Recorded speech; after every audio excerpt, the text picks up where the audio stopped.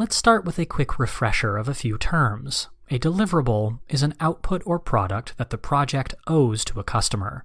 The customer can be internal or external to the project.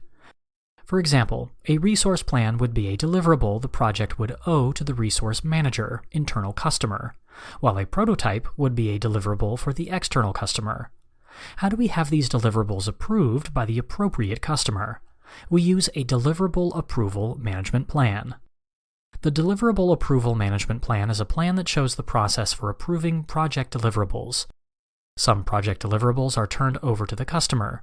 Items such as the project plan, staffing plan, budget, and detailed schedule are internal documents that are deliverables that will need to be approved by internal stakeholders.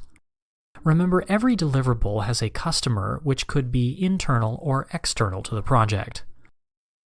The Deliverable Approval Management Plan is created during planning. This plan requires inputs from the scope of the project contract, and the customer's technical requirements.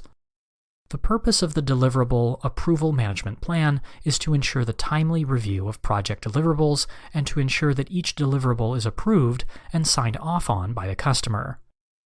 If a deliverable does not receive proper approval, the project plan cannot be completed.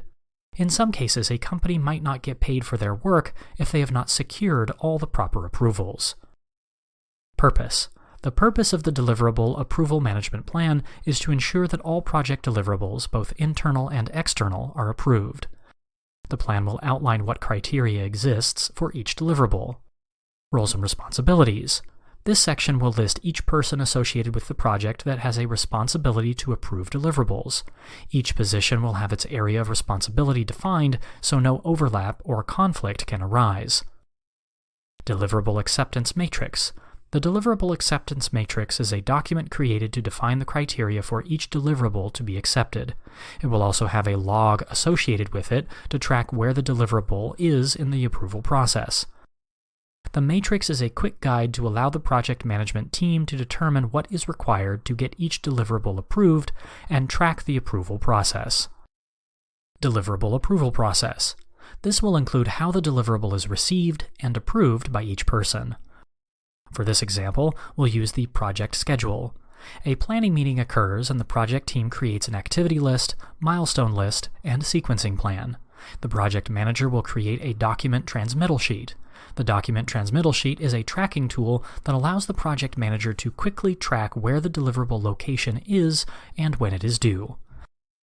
The deliverable transmittal sheet covers items such as date submitted, title, purpose, method of delivery, hard copy, electronic, voice, or media, sender's information, sponsor's information, and the receiver's information, actions required, and date needed. Depending on the deliverables, a user acceptance test may occur. This is an acceptance test that allows the customer to perform a series of tests or trial operations to make sure that it meets all specifications and requirements that have been outlined in the contract. User acceptance test documentation will be a deliverable both in the documentation portion, procedures, drawings, acceptance criteria, etc. will need to be approved, and the documentation package after the user accepts the product. Now let's check out some more examples. Example 1. After months of verification and validation testing of software, the customer is invited to perform a test period on the software. The customer has the list of requirements and goes through a basic training on the software. After running the software tests for a few weeks, all tests are completed and the user interface is determined acceptable. The customer approves the software deliverable. Example 2. A company was contracted to design and build a new state-of-the-art unmanned aerial vehicle, UAV. The company went through the process to design, build, and test the UAV. After 2 years, the company is confident that their product has met all required scope of the contract. They invite the customer to run through their acceptance test. The customer begins testing. After completing the initial testing, the customer decides to perform extra maneuvers. The UAV does not perform well. The project manager reviews the scope, contract, quality plan, deliverable approval plan, and reviews the testing documentation. Next, the project manager holds a meeting with the customer and explains that the aerial maneuvers that the customer was trying to perform were out of design specification, and noted that the UAV did meet all of the contracted specifications. The customer realized that they were at fault and approved the deliverable. In this lesson, you learned that deliverable approval management is crucial to a project's success or failure.